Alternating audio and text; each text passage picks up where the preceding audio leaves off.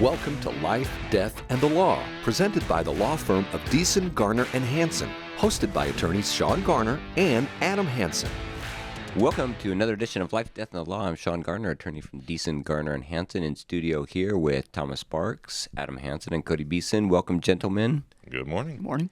Adam recently returned from his trip of transporting the casket of his mother to Utah. Utah, yeah.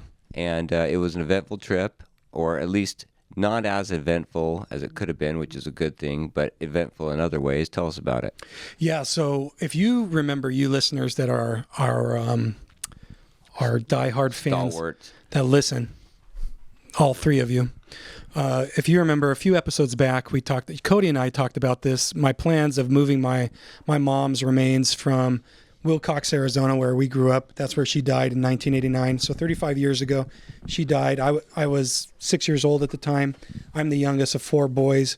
And so my oldest brother at the time, I think, was 13. He was in middle school. And so she passes away kind of unexpectedly, kind of quickly in Wilcox, where we were living at the time. And we ended up staying there, my brothers and my dad. And he basically finished raising us there. We graduated high school there and went off and did our own separate things. Now I'm in Yuma with Shawn in our practice here. I've got a brother who's got his doctorate over in California. He's a superintendent. I have another brother up in Idaho, my oldest brother up in Idaho, who works for a nuclear research lab up there. And then I have a brother that works for Raytheon over in Tucson. So we've all got our own families and our own kids now, 35 years later. Well, over time, we have nothing back in Wilcox. And so my dad has a lot of family that's buried in a particular cemetery up in Utah, in Bear River is the name of this little town. And so the conversation started happening maybe a year and a half ago. My dad, it was obvious that he wants to be buried there. And so the dilemma is, well, if he's buried there, what about Mom back in Wilcox, which is, hundreds of miles away in southern Arizona? And so we started the conversation with my dad about, well, what if we move Mom up now while we're alive and able to Bear River? And when you die, then you can be next to her. And so ultimately, that's what we decided to do. And so we talked about this a few weeks ago on our program. Cody and I were having the conversation about the prep that was going into all this. We had to coordinate with the cemetery here in Arizona and the cemetery up in Bear River in Utah, and both those cemeteries had to be involved because it's kind of like a quarterback to a receiver in the touchdown end zone pass kind of thing. They've got to receive that package from Arizona to Utah. And originally, Cody and I had talked about the logistics of all this, and I was under the impression that you had to have a permit for each state that you travel in. So in other words, I had to have an Arizona-based permit to have a dead body and transport that in Arizona. And then I had to have a Utah-based license to transfer that body or move that body around in the state of Utah. That was not correct. The Arizona license that was given to me by the cemetery here in Arizona actually works in all 50 states. So I was able to travel freely with the body of my mom on the trailer, on Shawn's beautiful trailer that he fixed up. No, that's your trailer. Yeah. That's your trailer. It's gone back and forth between us, but ultimately it served perfectly for what we needed to do. I originally was going to use an enclosed trailer, but the people down in Wilcox said, no, it'd be better if it's a flatbed trailer because we need to be able to load this thing. It's about 3,000, 4,000 pounds probably. Holy smokes. Because it's a cement, it's not a sarcophagus. It's like, what do they call that? They call it a vault, but it looks like a sarcophagus. Not all people are buried like that. It was amazing. I was able to see it when we met up in Flagstaff, and it had intricate and carved engravings on the outside of it. It was very beautiful. It was, and I was surprised because we didn't. Traditionally, when you go to a burial service, you don't see that. Here in Arizona, we do it a little bit different. At least, I don't know if it's cemetery to cemetery in Arizona or it is in Arizona how it is, but my understanding is you don't have to have a vault. A vault is a cement enclosure for a casket. And back in 1989, I guess my dad paid for the vault service. And so when we went, I've seen pictures of the funeral at the cemetery, and I've seen the casket and all that stuff 35 years ago. I've seen these photographs. I never saw a vault. So what happens is, what happened 35 years ago, when we were at the service, the casket was there with my mom's body in it at the cemetery. We did the funeral. When everybody leaves, that casket's lowered down onto a cement slab, which is the bottom portion of the vault, the cement vault that we're talking about. It has kind of like a lip. When everybody's gone and they lower the casket down, then they come back, the cemetery workers, they come back and they lower the top portion of the vault on top of that cement slab, which encases the casket. And that's the part that is has all the engravings in it, and it seems like that would take an incredible amount of work and expense to do that, but nobody even sees it, which I think is really awesome that we put so much to honor our dead, put so much effort into honoring our dead. And I know that your family didn't have excess money to spend for that type of stuff. So it just demonstrates how much your dad really endeared your mother in her memory. Yeah, absolutely. And so when they pull it out, so the time comes to get it out of the ground, we're on a deadline. So we leave here at Yuma. It's about 5-hour drive to Wilcox. It's about, it's a direct, as a crow flies directly straight across from Yuma, about 5 hours. So we had to take I-8, you hit I-10, you go south through Tucson, and then it's about a good hour from Tucson on I-10, close to the New Mexico border is where Wilcox lies. It's in the Chiricahua National Monument area, so it's gorgeous down there, especially now after the monsoon rains and stuff. It just really greens up. And the fear is that after 35 years, nobody knows what condition the vault is in or the casket. So we leave here, Yuma, I can't remember what time we left, maybe 7 o'clock, 8 o'clock in the morning, with the expectation of getting over there with the trailer in Wilcox in about 5 hours, hopefully around noon, 1 o'clock. So the day of, we're driving over there, and we get word from the funeral director, the cemetery manager guy, that one of the, I guess they used prisoners to do this digging, and one of them didn't show up. So that slowed down the digging, which is good for us because we were making, we had to drive. And so we finally get there around 1:30, and they had already had everything out of the ground. When they pulled it out of the ground, the vault and the casket, all we saw was the vault, and inside of it is the casket, but the bottom portion of the vault had crumbled.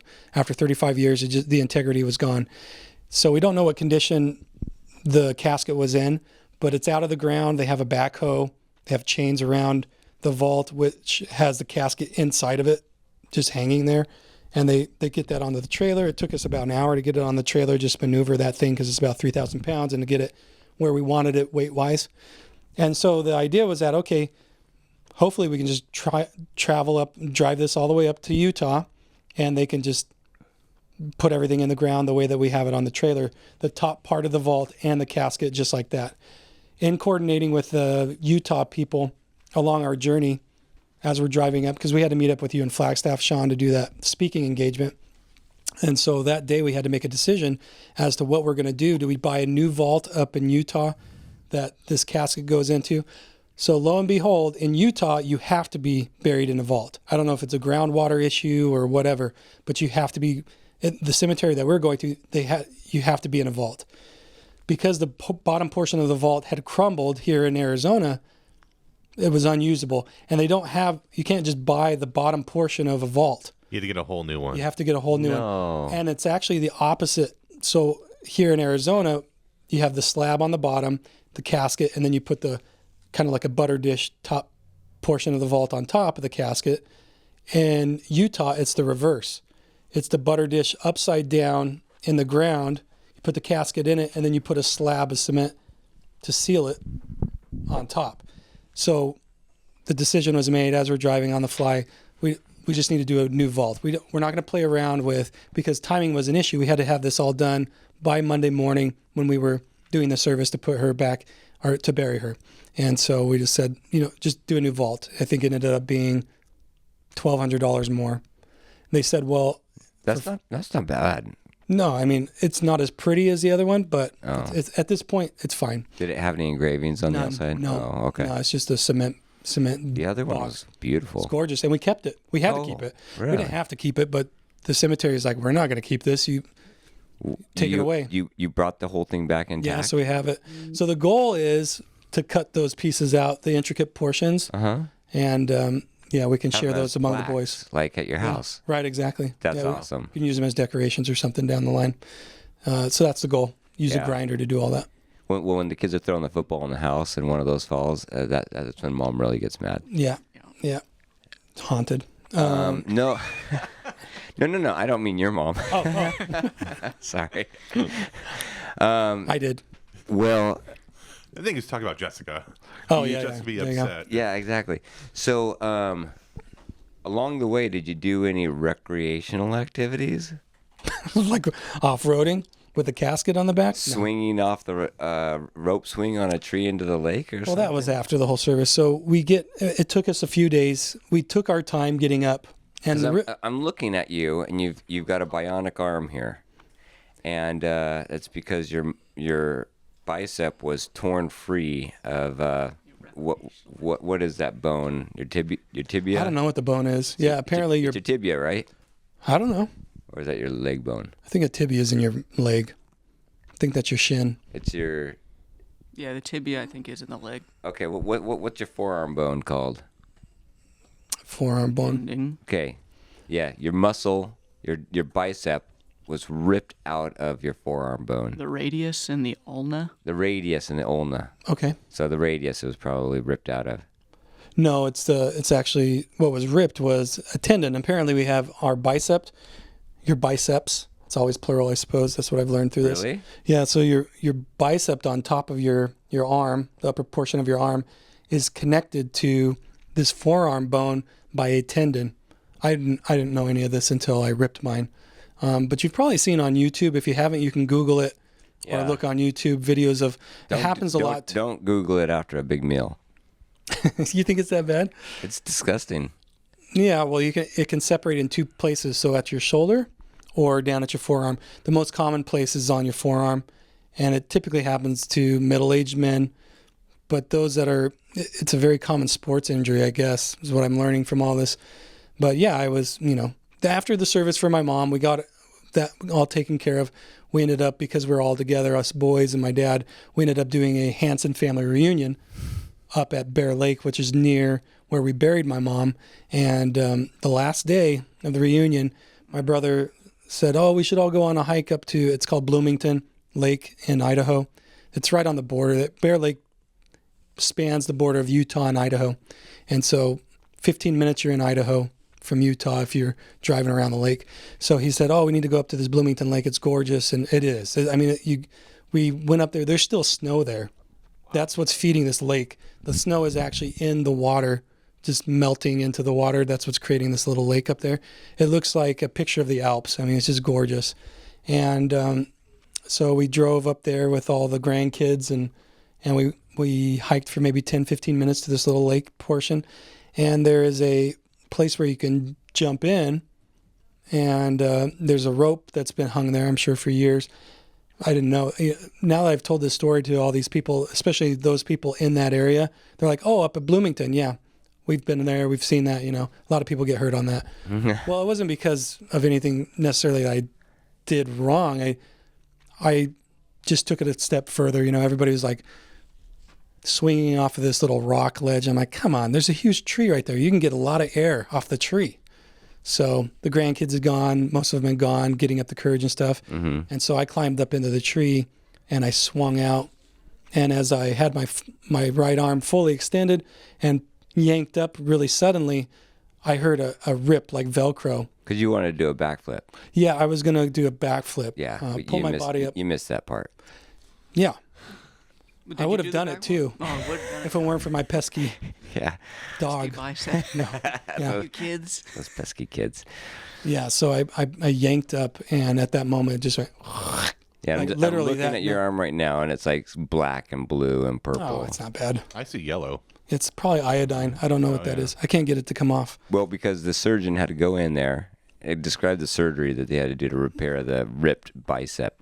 Yeah, so you can have two types, like I mentioned. You can rip at the shoulder, which is basically cosmetic. I was looking into this yesterday, actually, and then you can rip at the elbow, at that bone. If it rips at the elbow, it has to be fixed. I guess not necessarily has to be. You could probably live your life. It'll just Gimpy arm. Yeah, it will look weird, and you'll be limited mobility, but it has to surgically be fixed. So essentially what they do is they go in and they cut me right here at the elbow. Nobody can see you, but okay. Right here at the elbow pit, on my elbow pit. Yeah. And then they reach up and grab my bicep muscle and the tendon that's on the end that's just ripped, and they snip that a little bit, clean up the tendon, and then they do a ton of sutures in it. And then they drill a hole in my forearm all the way through it, my bone, that bone that we were talking about. They drill all the way through it, and then they bore through that, and then they attach at the end of the sutures that's connected to my tendon this little piece of metal. They call it a button, and they fish that through the hole in my forearm, and then yank It's a on long, slender one, so they can fish it through. and it acts as an anchor. Yeah, through the narrow part, and then it flat, and then you just widen it out at the bottom. And then they pull on those sutures, snug that tendon back into the bored hole that they just created, and the hope is over time that tendon will grow. I didn't know that. I thought that anchor served as, like, for the rest of my life. That's what was keeping that tendon in place. But I guess your tendon has the ability to grow back. Yeah, reknit itself. Yeah, it'll start to attach in that pit that bored hole that they've done. Yeah, I don't know. That's the hope. So we'll see. That's amazing. Yeah, so a lot of adventures these last couple of weeks. Wow. We have to take a break, but we'll come back to the adventures of the Hansen family after these messages. You're listening to Life, Death, and the Law, presented by Beeson, Garner, and Hansen, the law firm that has been voted Yuma's best 6 years in a row.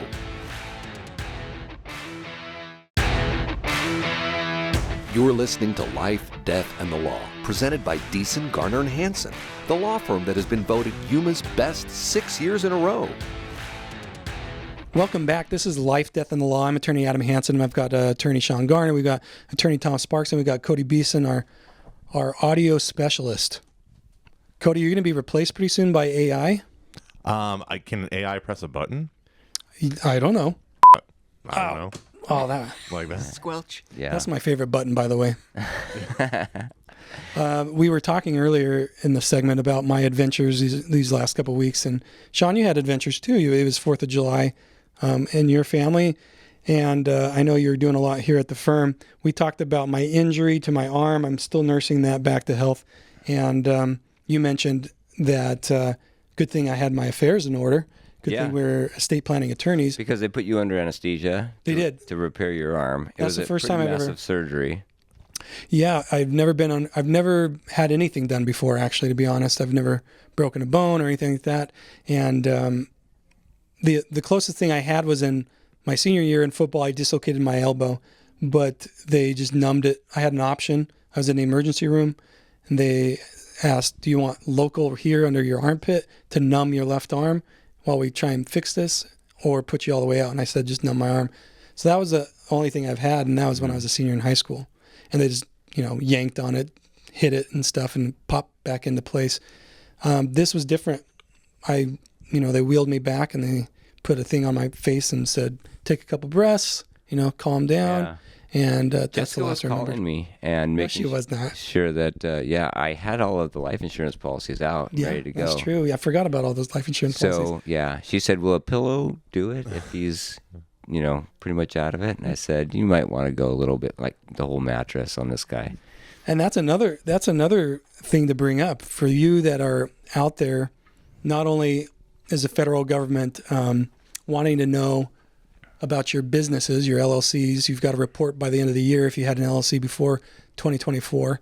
And we'll talk about that later on. We're going to send out a mailer to alert those clients that have LLCs here in the state of Arizona of what they need to do. But in addition to that, if you're a business owner and you have partners, it's really smart to have cross life insurance policies to compensate the other partner in case one of you passes away. Yeah, they call it key employee insurance, and so if somebody that's contributing a lot to your business passes away, your business is going to suffer significantly, and it could even put you under. So if you don't have life insurance to carry you through that tough time, then that could be the end of it for your business. So that's a really good plan to have, and as well as a succession plan. It's required by the ethics portion of the bar that you have to have a contingency plan for attorneys. Although if you're the attorney that dies, I don't know that you're very concerned about being held liable by the ethics committee. Probably 95% of attorneys have nothing in place. Really, they're concerned about the files and those clients being served after their death. So, but we do have a succession plan in place. In fact, I was here late last night just reviewing it, not because of your injury, but because Thomas has joined our firm recently, and he's part of our succession plan. And so if something happens to one or both of us, we often travel together, then we have a third tier backup plan. So all of our files, we do a very consistent filing and consistency in the way that we plan. So Thomas is trained to pick up anywhere where we left off. Absolutely. And the thing is you and I went into business together, Shawn. I didn't go into business with Brittany, your wife, and you didn't go into business with Jessica, my wife. And so if you were to pass away, or I was to pass away, these life insurance policies provide a way for basically a buyout to happen. Yeah. So that spouse is out of the business. The remaining partner, the surviving partner, has a financial means of buying out that spouse. So you're not in business with that spouse, and everything goes on hunky-dory, right? That's the goal. That's the idea. Yeah. Not only that, but yeah, you do want to have the other logistical parts of the business, how the files are run, where they're kept, how you operate and do your intake with your clients. And this applies not just for law firms, but obviously for doctors, for dentists, for any professionals, construction companies, that they need to have somebody that understands how to operate the books, where the client lists are, where the material and the vendors come from, so the business can continue, because you'd hate for, a lot of times the entire family depends on that, and a lot of the family works for the business, and if the key person has all that information just in their head, then that business can go under just with one accident. I think that's a common misstep by most business owners. In fact, Shawn, you and I, and Tom, you were there too. We went up to Flagstaff for the speaking engagement that we talked about a few weeks ago, and we met with other attorneys in our field that are supposed to be, top of the top in this estate planning area. And I'm shocked at those that the way that they run their practices, and I get worried for them in the sense of if something were to happen to them, what would happen to their clientele and things, because it's obvious that they don't have any systems in place to manage things if there's a catastrophe in their life. And I think that's a common misstep. I think most business owners they either micromanage too much, or they want to keep it close to their chest so much so that it becomes fatal if something happens to them. They become incapacitated, or they pass away. It really wrecks that business. And that business is the primary moneymaker in that person's life and sustaining their family. So we, in our firm, we're always looking for ways to systemize everything we do. We want systems in place. Tom, have you experienced that as you come in? Oh, yeah. Having multiple systems that are able to check one another is just so smart that, you've been able to develop here to be able to defend against anything that happens to either attorney. I think it's vital. We travel all over the state, and we present seminars. A lot of it is about estate planning in general for the public, but about a quarter of it is about succession planning and for the firms, and also putting systems in place to help firms get their business organized. Because a lot of professionals, and this isn't just attorneys, but doctors and dentists, like I say, those who are running practices, they do their learned skill very well. They drill and fill the teeth very well. They fix the bones. They do the surgeries. But what they struggle with oftentimes is the business end of it. And so we have focused a lot. And fortunately, I came into a firm where Larry Deason had a very well-oiled machine as a firm and as it operated. And so I was tutored very well on how to keep the business end of it going. And what that does is it allows me to not only be successful in business, but focus my time on doing a good job as an attorney because I know that the business end of it is running smoothly. But you do have to, we take one day a week out and it's Monday, and that is just a plan. That's just to go over the management to see what things are going on. And we present that to other law firms and we help them try to get organized. What's interesting is they often tune out. And they say, oh, I know it's important. And I have a lot of people come up after we talk and say, hey, can we talk offline? Because there are a couple of things that you brought up that I really need to get in place with my firm. But, whatever happened during your speech or the presentation that I didn't pay attention. And I'm thinking, why aren't you paying attention? And in fact, right after we got back from Flagstaff on Monday, we were planning again for the next week, and we were reorganizing some of the things that we could update. And I looked at Thomas and I said, do you think that those other firms, we presented to about 14 other firms, are doing this, are sitting down and planning? And what was your response, Thomas? No, I don't think so. No, absolutely not. Yeah. I mean, it was That'd be obvious. nice. What bugs me most out of those forums is the idea that we're sitting there giving them information that we have seen succeed. It's not perfect. It's working for us, and we are trying new methods all the time. If it doesn't work, we ditch it. Fine tuning, yeah. Fine tuning, yeah. We're always trying different systems and implementing different things. But what really blows my mind is those attorneys that, after we've talked about the things that are really working well for us, them saying, well, that doesn't work for me. That would never work. That will never work for me. It's like, okay. Yeah. It's, you know better, and that's okay. That's what blows my mind is we're giving you for free, basically, these ideas of what you can implement in your business to be successful. And you're telling us that it doesn't work, even though we've proven it to work over and over and over again for years and years, for over a decade. Well, let's give an example. Let's say, okay, so what we do in our firm is we spend a lot of time on outlining all the particular issues that a client wants to include in their estate plan. And so our outline is very, very intricate. Now, our outline is linked to different paragraphs, hundreds, if not thousands of paragraphs that are then compiled together by software to make a comprehensive trust, and or a will or a power of attorney or whatever it might be. But we are working on the actual legal aspect of it, and then we allow the paralegals to implement it into the software, and we review the final product to make sure that it came out correctly. And when we talk about that to other attorneys, they say, oh, no, we just draft our trust, or we just use a template of a trust that we used previously, and that's how we do it. And for me to think about them sitting there writing the portions of the trust themselves is like, it'd be like Elon Musk going down on, the assembly line of Tesla and welding parts of the cars together. Like, that's not the best use of his time, and his company would never succeed if he did that. He's got to be up conceptualizing it and then reviewing the final product to make sure that the quality control is there. But there's no way that that company could succeed if he's down there on the line. And I think it's the same thing with every other profession out there. You've got to have a manager overseeing all the production.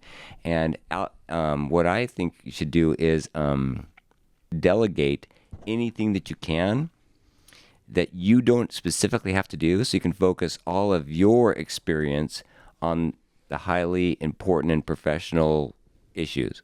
Absolutely.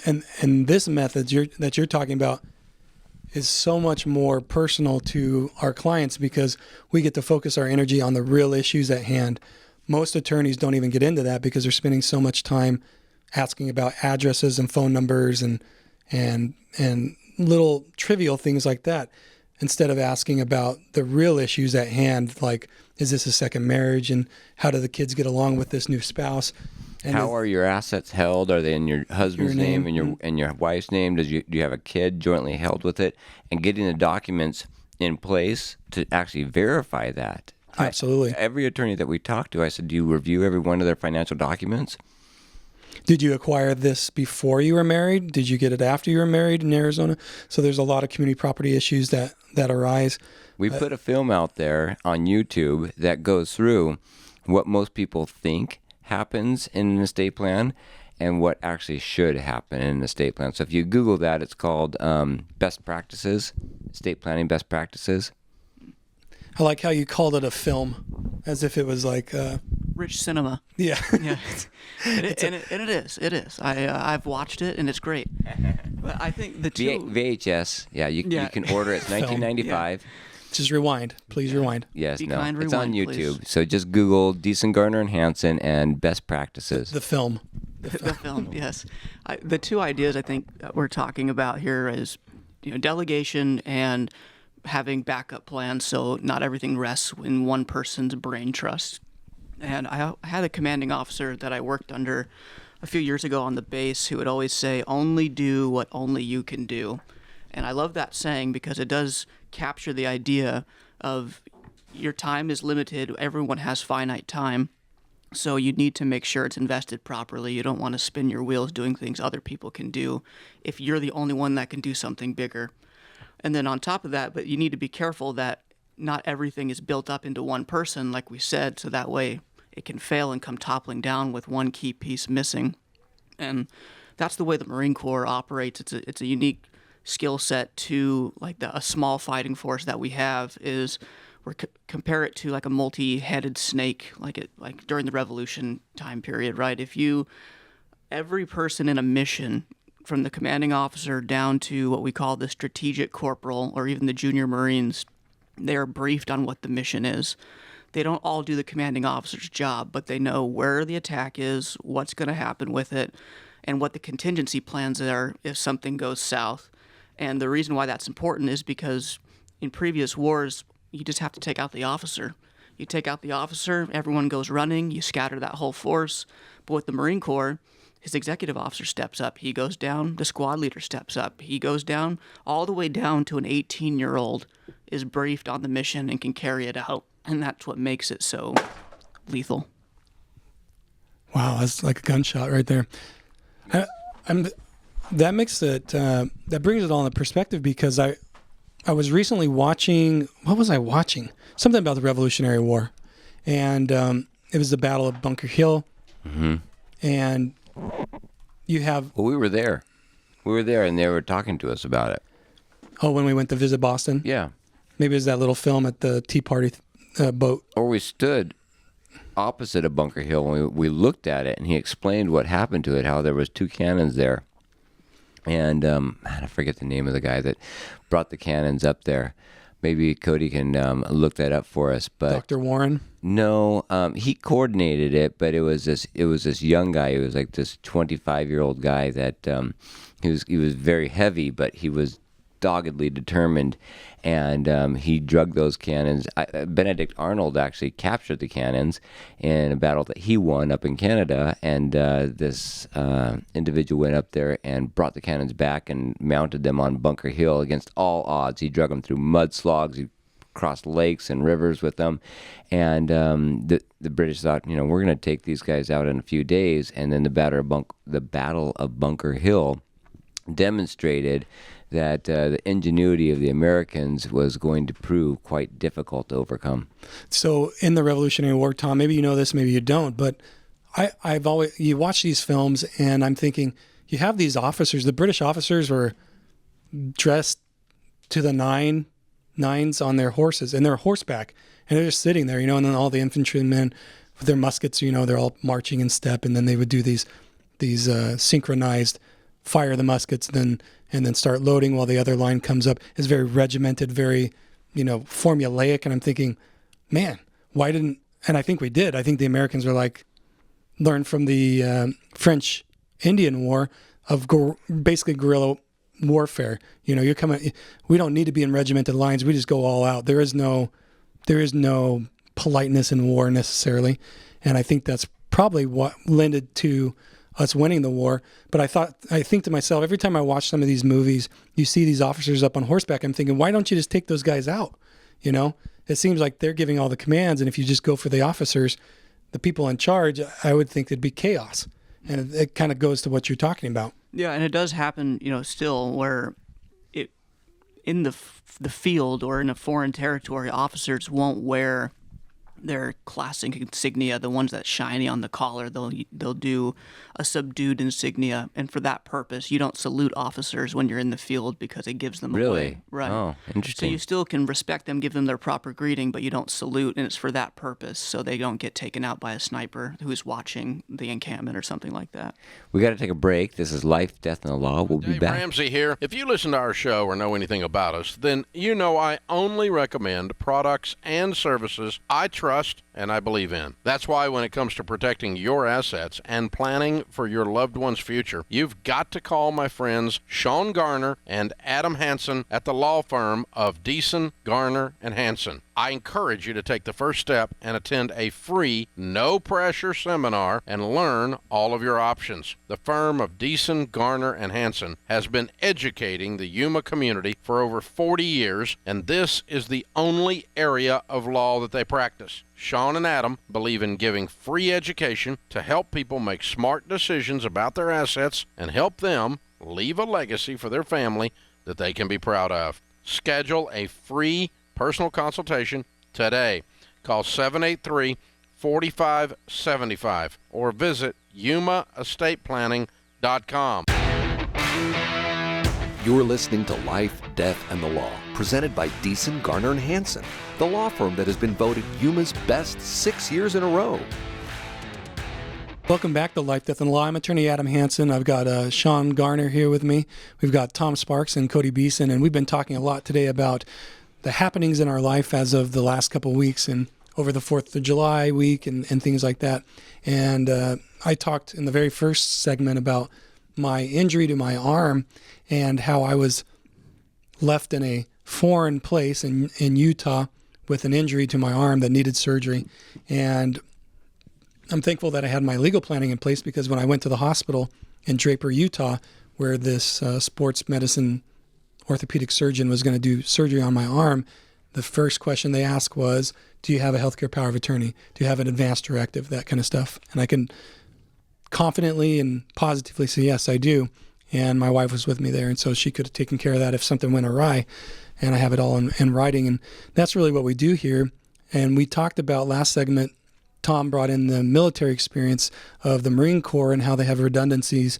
We try to live our lives like that, at least in our firm. We try to set up systems such that we have redundancies. If something happens to Shawn or to me or to Tom, or something happens to Cody, people could come in and they're cross-trained enough to step in and pick up where they left off. That's the goal. We always have at least 2 people that know the job that needs to get done. And that way, if somebody gets sick or quits or passes away, then there's somebody else in place. For example, you and I are it for the attorneys. We always have 2 paralegals that overlap each other in their jobs.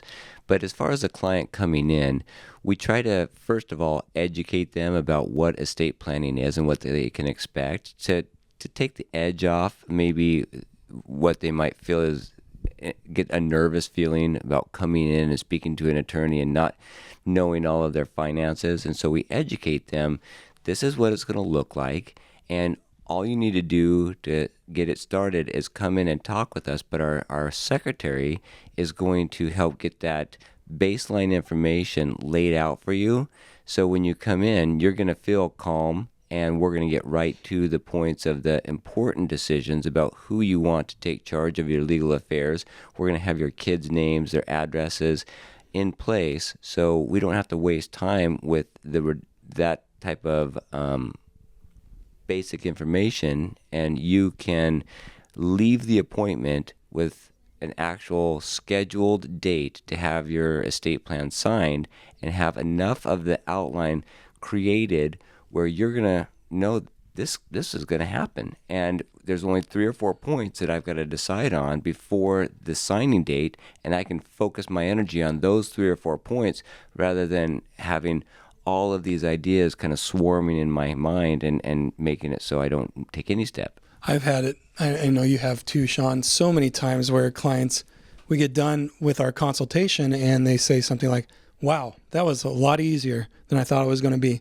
And that's a testament to the systems and things that we've put together. I mean, in reality, it's very complex on the back end of things. that's our job, is to take those complex issues and make them simple and digestible for our clients to understand enough as to what's going to happen if this contingency is implemented in their life, or this particular thing happens in their life. There's a plan for that, and we've taken on the complication of drafting and designing things in such a way, a legal way, that will protect that individual and their family the way that they want it to happen, and we make that look easy. That's the whole purpose of that. Kind of like the surgeon, when you go in and talk to him, he explains the basics of it, right? The mechanics of what's going to go on. But you know that there's a whole team behind him, anesthesiologists, nurses, that are helping him get prepped, clean the surgery room, get ready to go, and also be available there in case of any type of contingency plan, in case things don't go as planned during the procedure. And he's done it hundreds of times, and so he knows exactly what to expect. And the reason that it came out so smoothly and you're here today is because he's experienced in his field. Yeah. You'd be a little bit more worried going in and probably have a different outcome coming out if he'd only studied this and done it once or twice a year. Absolutely. In fact, he told me on the phone when we were leading up to surgery, he said, I just did 2 of these last week. There we go. Another person needs an estate plan. Too late. No, but you're exactly right. So on the phone in the phone conversation when we were talking, I asked him, well, I said something like, at the end of our conversation, before we hung up, I said, well, what's the name of this procedure? Because I want to look it up on YouTube. I have this thing where I'm fascinated. I watch surgeries and things like that. I'm just curious in You that should way. have warned me before you sent me that video, though. And so he rattled it off, and I'm like, okay, yeah, okay. I thought it was going to be like, bicep tear. It's called a distal biceps tendon rupture repair surgery. And I was able to get it, fumbling around with Google and stuff, but immediately I'm like that, well, okay. So he said, but you need to be careful about Google and YouTube and stuff like that. I said, I know. Yeah. But I just like to look at that. I actually didn't end up watching an actual surgery. I didn't want to psych myself out with an actual surgery until after. So I watched it after the fact, but I did watch like an animated version of what they do, and I sent you that. But even that made my stomach turn. But it really helped because that allowed me to understand what he was talking about. So when he walked me through, okay, this is what I'm going to do over the phone, I could visualize it in my mind because I'd seen it over and over again, at least 3 or 4 times on YouTube in an animated version. And I understood, okay, so he's going to do this.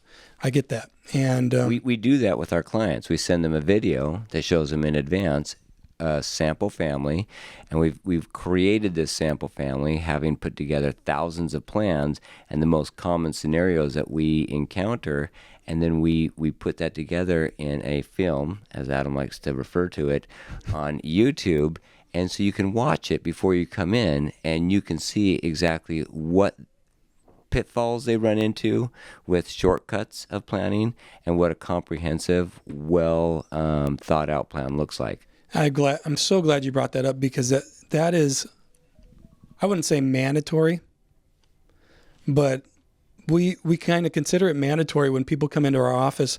Our paralegals are trained to encourage those that have set an appointment with us to watch that video first. It's about 30 minutes, 40 minutes. And it's just like the surgery video, like I talked about. It's an overview of what your planning options are.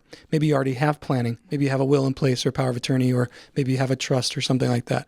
This video will still help you because it goes through the basics of legal planning and those pitfalls like Shawn was talking about. Just like when leading up to my surgery, I watched this animation of the surgery that I was going to have over and over and over again. And that took alleviated a lot of the stress and the discomfort that I was feeling because I'd never been in this situation before.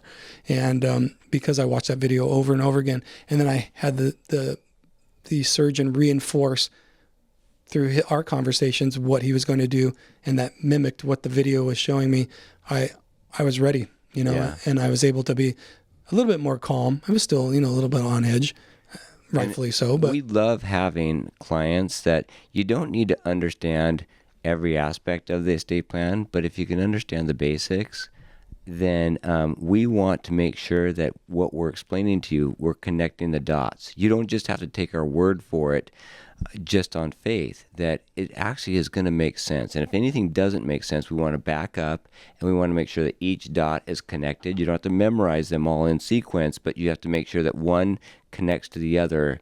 And so by the end of it, it's very easy to conceptualize how your plan will be complete in a matter of weeks. When planning is put together, I often get this question from a client. They'll say something like, how much do we tell our kids? Do we need to tell our kids about what we're doing and things like that, or our loved ones, whoever's taking over?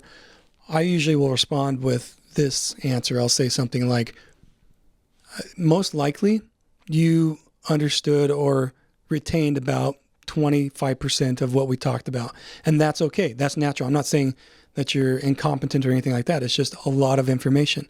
That's what we are here for. Let us serve as your source of information for those loved ones when you become incapacitated or you pass away. So I encourage them, just let them know, hey, if something happens to me, I've got everything in place. Just call Adam, call Shawn, call Thomas over at Beeson, Garner, and Hansen, and they will walk you through the plan at that time and how it works and what your role is in it and things like that. Let us do that heavy lifting because we understand the intricacies and the complexities. And that's all you need to say. And that peace of mind is huge. One other additional thing that we offer them too is we send them a thank you link and a congratulations email when they get their estate plan set up.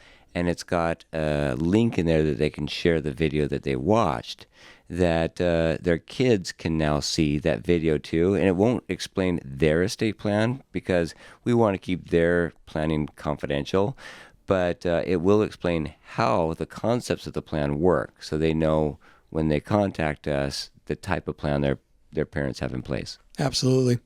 If you have any questions about what we can do for your family, or if you need planning, or you need your plan reviewed because it's been a long time since you've put planning in place, give our office a call, 928-783-4575, and sit down with Shawn or myself, Adam or Thomas, and let's go over what you need, and we'll help you put it all together.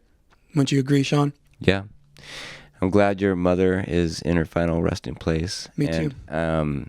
I hope that emotionally all that went well for you, and I'm glad you shared that experience with us. It was a neat experience for the whole family. After 35 years, to put my mom somewhere where we feel like it's just right, and that was kind of confirmed over the whole trip up there and things like that. It was like she was with us. I don't know how else to say it, but and I say final resting place, but until the resurrection. There you go. Yeah, absolutely. But we all had closure. We just at the very end here, it was really cool because somebody had the idea. One of the grandkids had the idea, the older grandkids, of signing the casket. So everybody took an opportunity to write to my mom on her casket, and it was really cool. So we all got to say basically goodbye.